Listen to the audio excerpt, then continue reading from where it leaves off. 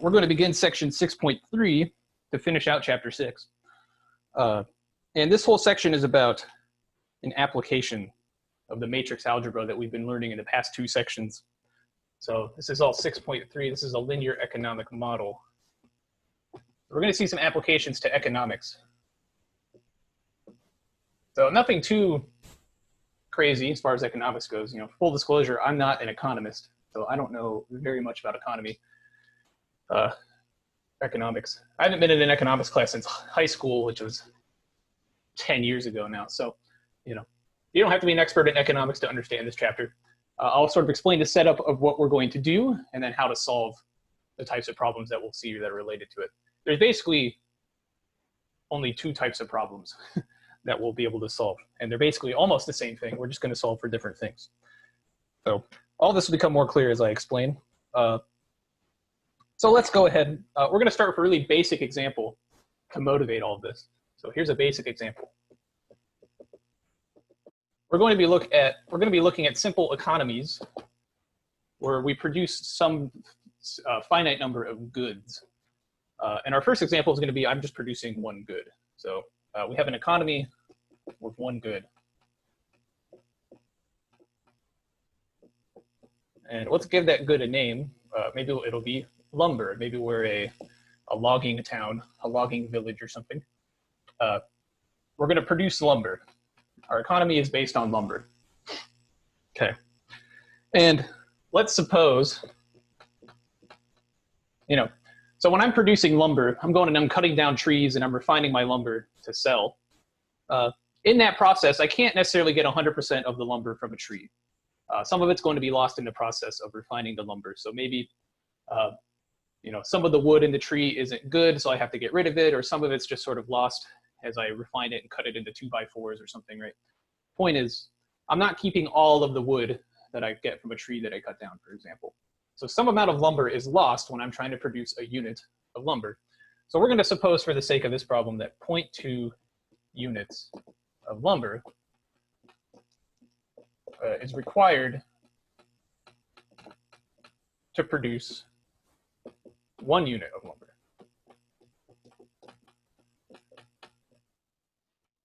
Maybe said this another way, anytime I want to produce 1 unit of lumber, I know I'm going to lose 0.2 units of lumber, right?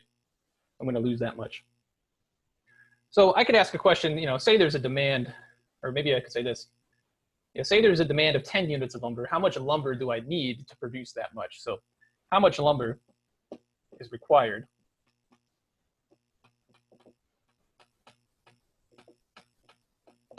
to produce 10 units of lumber?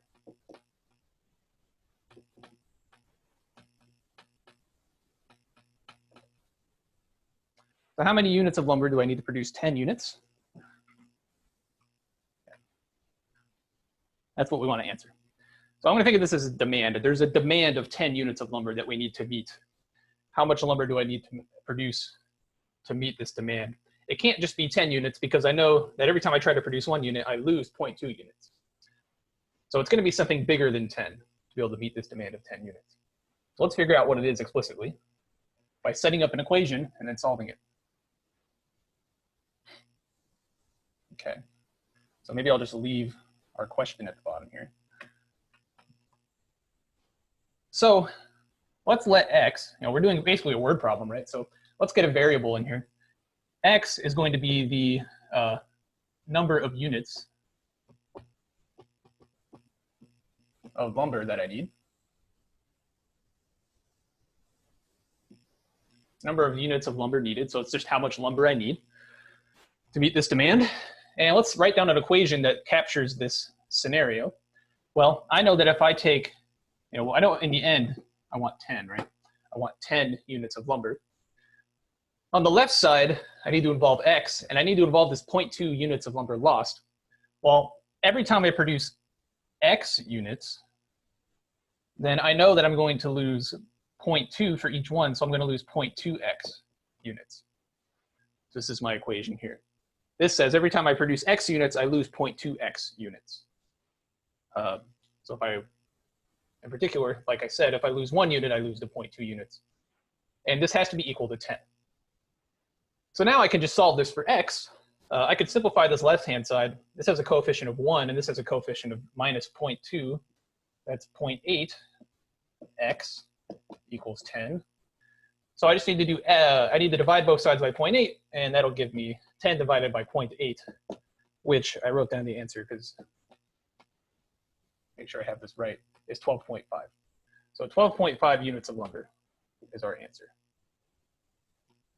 I need 12.5 units of lumber just to produce 10 units that I can sell, since we're going to lose some in the process. Okay, so this is a very basic example. I only had one good. It gave me one equation that I could just solve straight up, no problem. But this is sort of our motivation for the more complicated things that I'm about to show you. So, are there any questions here before I move on to the more complicated example?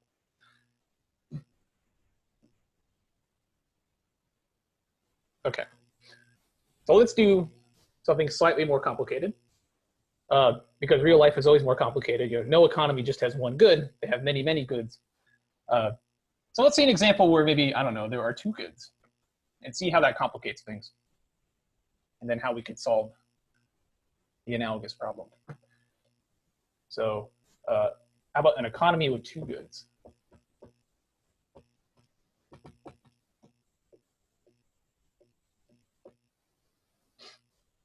Okay, so suppose we have an economy now.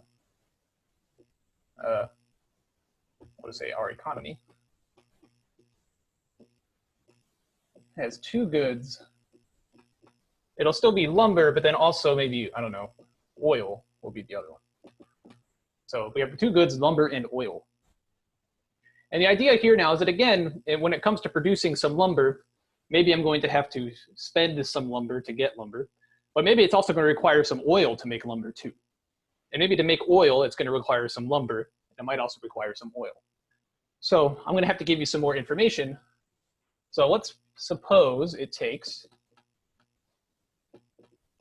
it requires, so again, we had 0.2 lumber for 1 unit of lumber. But I'm also going to require a certain amount of oil, and I chose 0.3. 0.3 units of oil to produce 1 unit of lumber.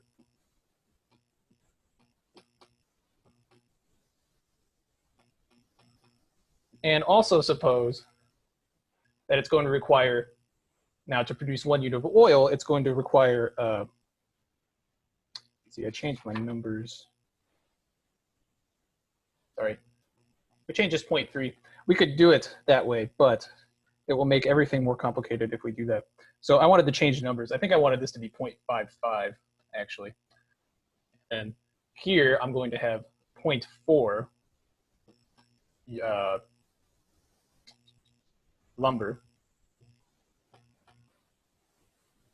and 0.9, not 0.9, 0.1. Yeah, 0.1 units of oil to produce 1 unit of oil. Okay. So let's make sure I got this correct. So to produce 1 unit of lumber, I need 0.2 units of lumber and 0.55 units of oil. To produce 1 unit of oil, I need 0.4 units of lumber and 0.1 units of oil. Okay. So again, when I produce 1 unit of oil, I maybe lose some oil and I lose some lumber. Okay. Cool.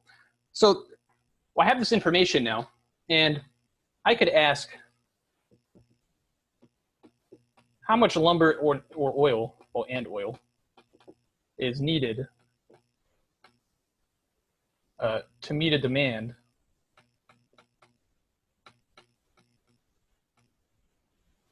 of, oh, let's say 10 units of lumber again, and maybe 20 units of oil. So again, I could give you some demand. I want 10 units of lumber and 10 units of oil. I know this information, so how much is it going to require of each one to meet this demand? And so everything is just more complicated than the last example because I have an extra good. It gave me a bunch, instead of just having one of these to worry about, I have like 4 of these loss things that I have to worry about, and I have 2 demand numbers I have to worry about. So everything's just a little more complicated, but it's okay because what's going to happen is we're going to be able to express everything in terms of matrices. So we're going to put to work everything that we just learned in the past 2 sections to express all of this as an equation of matrices. So here's how it's going to go. So hopefully, remember these numbers, and we're going to express them in a nice matrix format. Okay. So here's how this goes. Keep our question at the bottom for now. We're going to write down a matrix. It gets a fancy name. It's called the technology matrix.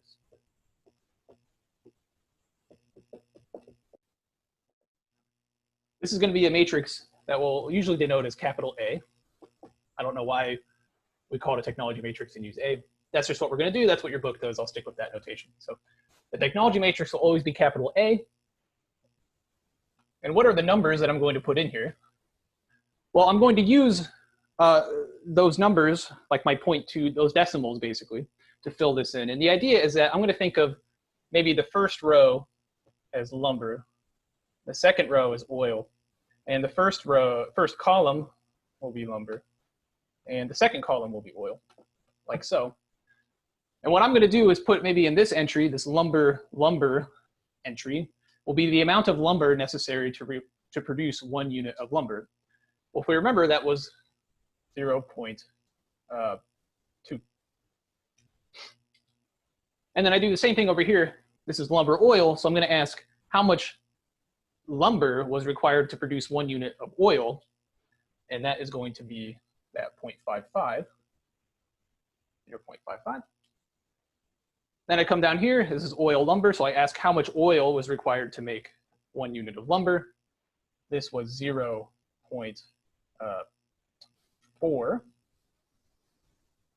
And then I ask how much oil was required to produce 1 unit of oil, and this was 0.1. So I fill in my matrix like this, and we call this a technology matrix. Okay. Next, I need variables, right? Just like in the first problem, I needed a variable representing my good. I need 2 variables representing my 2 goods. So we're going to collect them in a column vector. That's a special kind of matrix, if you remember. It's just 1 column. That I'll maybe call x1, x2. And that first one is just going to be lumber, and the second one will be oil. So these are just 2 variables that I've collected in a matrix, 1 for each good. All right. I have a variable x1 and another variable x2. x1 is lumber, x2 is oil. Okay. And finally, there's 1 more matrix we have to worry about. It's another column vector. So, and this is our demand guy. And this will just have the numbers 10 and 20 because these are the demand that I wanted to satisfy. I wanted to meet this demand. So maybe this is called the demand vector. This one up here, this X, has another fancy name. This is called a production schedule. This is called a production schedule because the question we're trying to answer at the moment is, what numbers do these have to be to meet this demand? AKA, how much of each good do I need to produce to meet this demand? So maybe we'll call it a production schedule. That's all I'm going to do to motivate that name. So we're looking for how much of each good to produce to meet this demand, and we're going to use this technology matrix to find it. Okay. So I have these 3 pieces. What we now need to do is put them together in an equation, and then we need to solve that equation. So we're going to put everything together in an equation now. Okay, so let me do that. And it goes like this. It goes like this. I need to find X, but it turns out that X equals this.